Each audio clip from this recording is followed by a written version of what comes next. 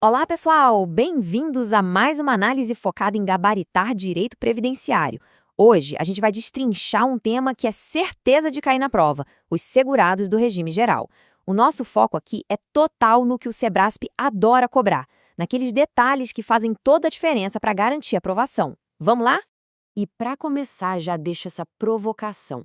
Essa diferença pode parecer pequena, mas na prática é uma mina de ouro para a banca examinadora criar questões.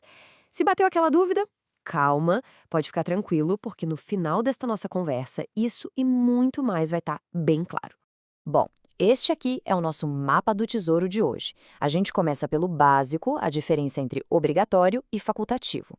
Depois, a gente passa pelas 5 espécies de segurados obrigatórios, mergulha de cabeça nas pegadinhas clássicas de prova, decifra o segurado especial, que é cheio de detalhes, e fecha tudo com o segurado facultativo. É um roteiro bem estratégico para dominar o assunto. Ok, vamos começar. Todo estudo sobre os beneficiários do RGPS parte de uma divisão fundamental. Entender bem essa primeira separação já é a base para não cair em nenhuma armadilha que a banca possa criar. A regra de ouro é essa aqui. Exerceu qualquer atividade remunerada, pronto, a filiação ao RGPS é obrigatória e automática. Não é uma escolha, tá? É uma imposição da lei. A partir do momento em que alguém começa a trabalhar e a receber por isso, o vínculo com a Previdência nasce. Simples assim.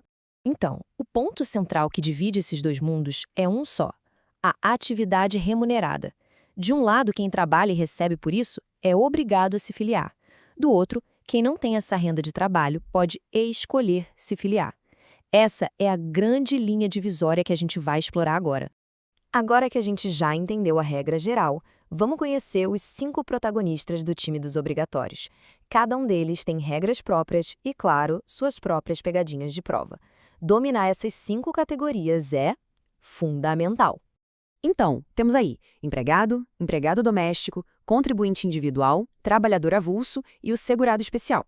A gente vai passar por todos, mas com um foco especial onde a banca mais gosta de criar confusão, principalmente entre empregado, contribuinte individual e o segurado especial. E aqui já tem o primeiro ponto de atenção máxima. Para o direito previdenciário, o conceito de empregado é muito mais amplo do que aquele da CLT.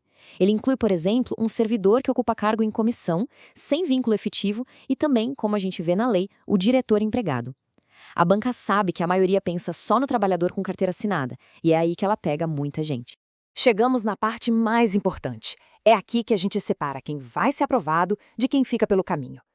Vamos analisar aquelas situações que o Sebrasp ama de paixão explorar para confundir e testar o conhecimento de verdade sobre as espécies de segurados. Agora, olha a sutileza disso aqui. O segredo é prestar atenção em quem é o empregador. Se o brasileiro trabalha para a União, mesmo que lá no exterior, num organismo internacional, ele é segurado empregado. Agora, se o contrato dele é direto com o organismo internacional, a categoria muda. Aí ele vira contribuinte individual. A banca só troca uma palavrinha e o gabarito da questão muda completamente. Outro clássico de prova, o diretor que mantém as características de um empregado comum, sabe, com subordinação, horário, ele é segurado empregado. Já o diretor que é eleito sem essa relação e o síndico que é pago pelo trabalho, esses são enquadrados como contribuintes individuais. A chave aqui é a ausência de subordinação e a presença de remuneração. E esse trecho da lei é perfeito para ilustrar o ponto. Olha a condição ali bem clara, desde que recebam remuneração. Essa é a expressão mágica. Se o síndico, por exemplo, trabalha de graça, ele não é segurado obrigatório. Mas se ele quiser, pode se filiar como facultativo. Agora, se ele recebe qualquer coisinha, até isenção da taxa de condomínio, ele vira na hora contribuinte individual. Essa tabela aqui é ouro puro, é uma das campeões de cobrança do Sebrasp. A banca adora confundir o produtor rural contribuinte individual com o segurado especial. Vamos analisar ponto a ponto para isso nunca mais ser um problema. Primeiro, a área do imóvel. O segurado especial trabalha em uma área de até 4 módulos fiscais. Passou disso, já vira contribuinte individual. Segundo, o uso de empregados. O especial só pode ter ajuda de forma eventual, respeitando aquele limite legal. Se ele contratar gente de forma permanente, já era, perde a condição de especial. E por último, o regime de trabalho, que é a essência de tudo. O segurado especial atua em regime de economia familiar, para subsistência. O contribuinte individual já tem uma pegada mais comercial. Entender essas três diferenças é matar a questão. Vamos agora dar um mergulho mais fundo na categoria que com certeza tem o maior número de detalhes e exceções, o segurado especial. Para qualquer examinador, isso aqui é um prato cheio. Bom, aqui estão as características principais. A ideia é proteger quem trabalha para a própria subsistência, em um regime de economia familiar. E é muito importante lembrar que não é só o titular da terra, tá? A família toda que trabalha junto ali, cônjuge, companheiro, filhos maiores de 16 anos, todo mundo se enquadra como segurado especial. E aqui estão os gatilhos que fazem alguém perder a condição de segurado especial. Se a pessoa começa a trabalhar de carteira assinada, se abre uma empresa ou se ultrapassa aqueles limites específicos de contratação de ajuda ou de trabalho fora da propriedade, ela é desenquadrada. Cada um desses itens é um cenário perfeito para uma questão de prova. Fechando nosso roteiro, vamos para o outro lado da moeda. Aquelas pessoas que não são obrigadas a contribuir, mas escolhem fazer parte do sistema para garantir a sua proteção previdenciária. A definição é bem clara. São 2 requisitos essenciais: ter mais de 16 anos e, o mais importante de tudo, não exercer atividade remunerada. Se a pessoa tem um emprego ou qualquer renda que a torne uma segurada obrigatória, ela simplesmente não pode ser facultativa. E esta é a proibição absoluta que está lá no Decreto 3048.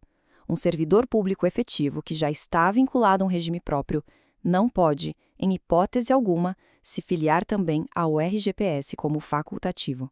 Essa é uma regra seca, daquele tipo certo ou errado, que o Sebrasp adora colocar na prova.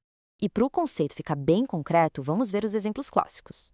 A pessoa que se dedica só ao trabalho doméstico na própria casa, o estudante, quem está desempregado, o que todo mundo aí tem em comum? Exatamente, ninguém exerce atividade remunerada que os obriga a contribuir. Por isso, a filiação para eles é uma escolha, como no caso do síndico que trabalha voluntariamente sem receber um centavo. E um detalhe com um número, que sempre tem chance de cair: o período de graça.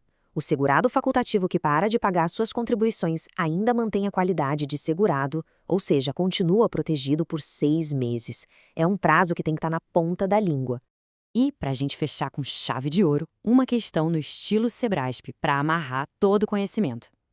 Pensa bem, servidor público ocupante de cargo em comissão sem vínculo efetivo é considerado segurado facultativo da RGPS? Certo ou errado? A resposta é errado.